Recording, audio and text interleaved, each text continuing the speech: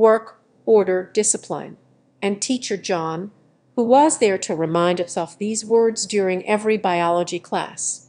They were the first words we encountered, even before he spoke his name. I expect only three things from you: work, order, and discipline. Military-minded with simple rules. For us young people, those rules were still not so simple, but because of the fear that spread through the school from that teacher, we all kept quiet and listened, even though we were often far from being disciplined. John was a tall, elderly man with gray hair and a mustache. He twirled his mustache very often, usually when something pleased him, such as the day when he revised the previously covered curriculum. By some unwritten custom, the questioning always started with Mark, the boy sitting behind me. Then he switched to Maria, the little girl sitting next to Mark. And then, laughing and knowing that we were next, the sentence would always follow, "Come on, Saints Peter and Paul, stand up."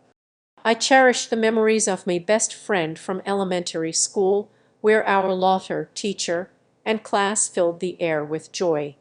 For the two of us, it was something expected, something we got used to after half a year since our first meeting with teacher John. It was a great pleasure for him. Calling our names, he always began with much greater intensity to touch his mustache, which, due to his smile, took on a somewhat straighter shape than usual, with the ends going down. For the rest of the students in the class, this was our relief and a safe 20 minutes of respite, because that was the minimum duration of the examination, interspersed with jokes. They used to be arranged by themselves, from the answers to the once insane questions. He could ask even parts of the curriculum at the end of the lessons, written in small letters, added without great significance. However, it was also important for John and, therefore, for us.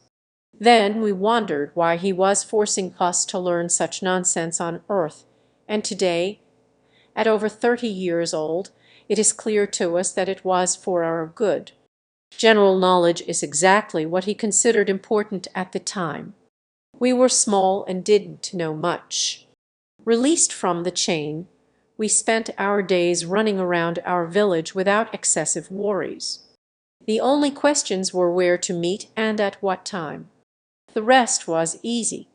Our playground was the whole village and all the houses where we knew people.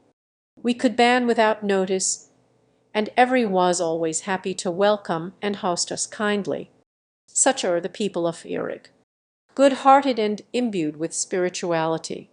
You cannot find a harder and crazier head, a bigger heart, and a warmer shoulder anywhere else on the globe. That's what one song says. That's true. That is probably one of the big reasons why John taught biology in our village. Although he lived in a neighboring town with more than enough job offers, he still chose to travel 25 kilometers every day and teach us in Erig. It was an honor for him. His main goal seems to have been to do something else and ennoble us with additional qualities besides everything said about us people from Erig. Work, order, and discipline were his legacy to the village youth. Years passed, and we started to accept his teaching, which was crucial for success. Old people are not subject to change and do not want to change. They need to be made by young people. They need to be trained and prepared for life. They are not the so-called molding which today in the democratic world is often heard as a violation of human individuality. It is impossible to have individuality if you do not have the basic qualities needed to survive and succeed in its realization. None of us were required to live a soldier's life, but only to obey the rules during one school hour. The skills that John gave us are invaluable for all of us who have gone through his school. We became aware that everything he does works for our good during the days when cross-country took place in our school. It is a race of students divided into groups according to age, and the route was standard, school playground Well Revedal School. The school building began and then we descended the stairs to the playground. This part of the road required great caution because there were many steps, and some of us wanted to cross them as soon as possible by jumping over several pieces at once. From the playground there was a slight uphill that led to the well.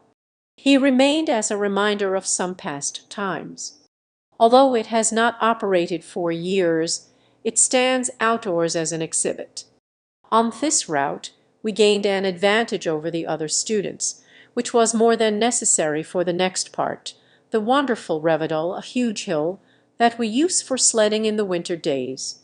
It is one of the biggest hills in our village, and during the cross-country it is also the biggest and most demanding climb that needs to be overcome.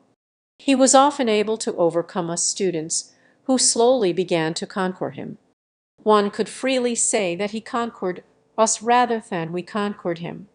And he, John, always stood at the top. He had a large rod torn from a willow tree in his hand. He swung a flexible stick around his head and shouted, "Come on! A little more! Don't mess around!" He and I both laughed, but his words gave us an extra boost that we could do it.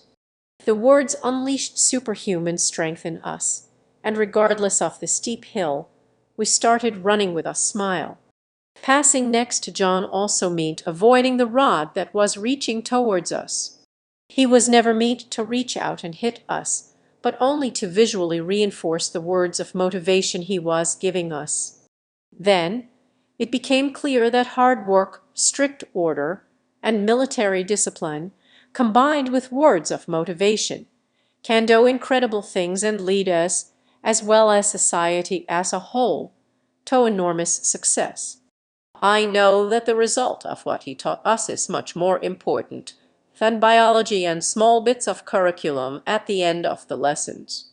Biology was only a tool through which something much more important and vitally significant was implanted in us.